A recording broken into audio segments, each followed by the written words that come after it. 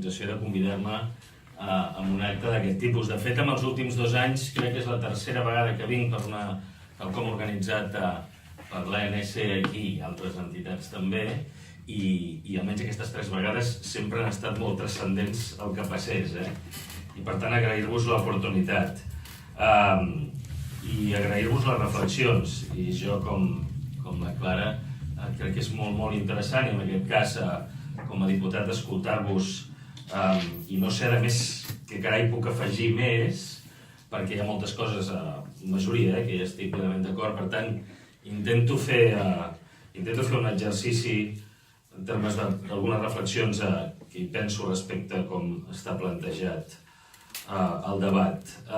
Primer de tot, per tant, diria, en termes positius, però dic en termes positius, és que si aixequem la mirada històrica, en els últims 300 anys de la nostra història, el Carles parlava que hi ha setmanes que es fan molt llargues i en èpoques que són dècades, estem en un dels moments històrics transcendents, absolutament transcendents.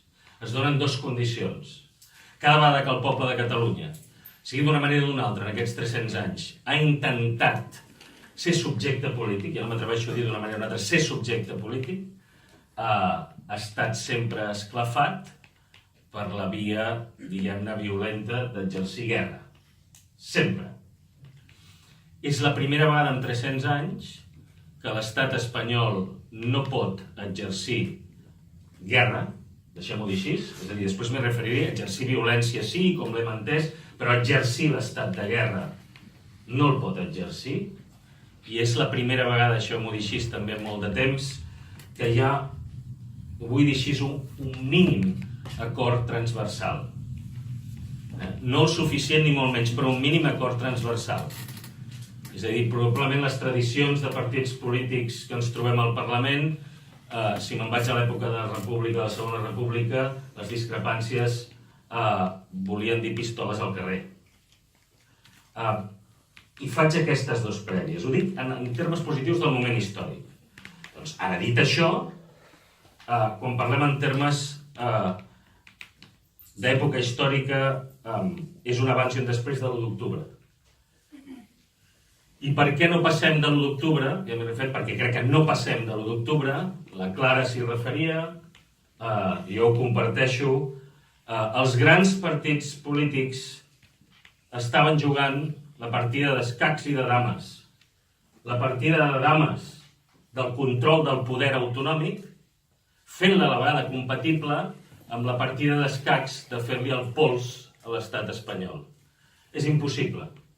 No pots estar jugant alhora i voler guanyar la partida del control autonòmic en funció del teu propi partit i a la vegada entomar un procés d'autodeterminació amb un estat com l'estat espanyol. I probablement doncs, estava tot més que planificat i a més va ser un èxit entre tots, i aquí dic el govern i les entitats i la societat civil, l'1 d'octubre. Però aquí s'acabava el full de ruta, l'1 d'octubre. I probablement, i és una opinió i puc estar molt equivocat, probablement no tothom s'esperava que l'1 d'octubre sortís com va sortir. Perquè l'1 d'octubre ens vàrem autodeterminar. Aquell dia sí. És a dir, l'1 d'octubre el més rellevant és que l'estat espanyol fa fallida en territori català. Fa fallida. Un estat, al final, és estat si exerceix el control respecte als ciutadans d'un territori o un territori. I aquell dia l'estat espanyol fa fallida. És un procés d'insurrecció, i no em costa dir-ho en termes democràtics, d'insurrecció en el qual doncs, fa fallida l'estat espanyol. I evidentment l'estat espanyol exerceix la repressió i la violència. Després han hagut arguments del que podia arribar a fer l'estat espanyol. No hi estic d'acord. És a dir, no hi estic d'acord pel marc que n'estem. És a dir, van exercir la violència que van exercir, brutal, però es van aturar. Va haver un moment que quan s'escapava a les mans es van aturar. Entengueu-me, la crítica és duríssima respecte a l'estat espanyol, però siguem conscients que quan es parla, deixeu-m'ho dir-ho col·loquialment, que si els tancs o no els tancs, allò va ser violència policial i quan allò se'n va de mare i quan corre internacionalment i quan les xarxes i quan a tot arreu, allò s'atura. Per tant, crec que en qualsevol dels casos el que no es va fer correctament és si el dia 1 d'octubre hi ha un procés col·lectiu, transversal, interclassista, en el qual fa fallida l'estat espanyol, el dia 3 d'octubre, no m'agafeu el 3, el 2, el 3, tocava proclamar. Per què? Perquè, a més, no hem de ser diferents del que passa a la història ni al món. És a dir, si tens un procés d'insurrecció en aquell moment col·lectiva i democràtica, l'obligació de qui la lidera és en sortir-se'n, i deixem-ho així, i l'obligació del que no està d'acord és esclafar-la. Nosaltres no vam proclamar el dia 3, el cap d'estat, el rei, la va esclafar el dia 3. O sigui, ells sí que van fer els deures. I no s'ha comentat molt el fet que recordeu que entre l'1 i el 3, el dia 2, a l'endemà de l'1 d'octubre, havia una espècie, més enllà de la transcendència internacional, però a nivell de l'estat espanyol havia una mena de desorientació absoluta. És més, jo recordo que pel dematí em llevava, i és jo crec interessant mirar les hemeroteques, aquell dematí la majoria de cadenes espanyoles ja no parlaven de los golpistes, ni de l'embat, ni de l'1, no parlaven d'això. Parlaven de que el govern de l'estat espanyol havia perdut els papers d'exercir la violència. I si recordeu aquell dematí, començaven a haver rum-rum de si hi podia haver una acció de reprovació a la vicepresidenta del govern. I després per la tarda que si Podemos o no, que si moció de censura o el que sigui. Però en tot cas havia aquell rum-rum quan tens un moment absolutament de descol·locació i surt el rei i ho talla d'arrel i tots a una, i allà sí que tots a una. Per tant, el que vinc a dir és, i no vull entrar llavors en més reflexions ni em pertoca de què va passar el 10 ni el 26 ni el 27, és que és igual. És a dir, el moment era el 3, el 2. De fet, no era gratuït que poséssim en una llei 48 hores. I una vegada això no passa, doncs ja està. Llavors, també soc dels que penso que no fins aquí arribaré, no és qüestió de fer una reflexió de per què allò no va passar aquell dia. Tinc molt clar a quina banda estan uns i els altres, per tant, senzillament no va passar, però sí que crec que és important mirar-nos al mirall i dir aquell dia no vàrem perdre, no és una qüestió que vàrem perdre. Aquell dia no ens vam presentar al camp de batalla. Bueno, és una decisió. I a la vegada dic, no passa res. No ens vam presentar al camp de batalla. No volia dir victòria, Tampoc jo seré tan naïf de dir, oi, si haguéssim senzillament dit que davant d'un estat espanyol que tenim prou experiència com la tenim, només tenen surts amb un procés molt interessant com el que enceta Catalunya en el seu moment, que és de baix a dalt, torno a dir, interclassista, diguem-ne, agafa a tothom i que exerceix el dret d'autodeterminació en un procés d'insubmissió. Això no és així, insubmissió en termes de no sotmetre's a una altra sobirania. Crec que és l'única manera. I allò no passa en aquell moment. Crec que, a més, si no passa en aquell moment, probablement era impossible que passés després. No hi ha processos, deixem-ho dir així, de revolució col·lectiva que es facin en diferit. No passen.